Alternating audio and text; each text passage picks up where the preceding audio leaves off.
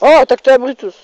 Čau lidi, já jsem Martin CZ91 a dneska si ukážeme, jak správně opéct chlebíček. Takže vezmeme si chlebíček, propíchneme ho. Jdeme opejtat. Jo. To fakt natáčí. To jsou děci. What? Už opejkáme.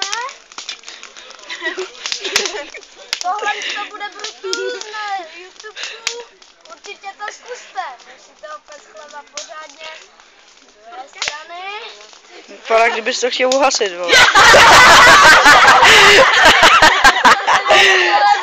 Tak dej pokus, nebo ne? Touchdown.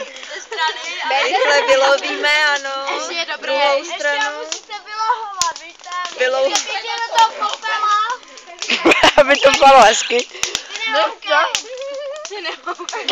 Ty mu se záběru. Pořádně opět ze všech stran a budeme pořádně tvrdý. Jsi taky v záběru? No já tam nebudu. Ne. Nebudeš. Každý tam budete, jedno, já jsem tam taky. Tak to bude asi všechno.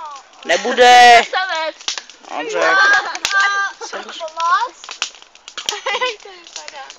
Ještě počkej. Takže máte chleba a ještě to tak sníme. No, voní to teda dobře, no. Hej, tak to Bude hrát. Tak jdu.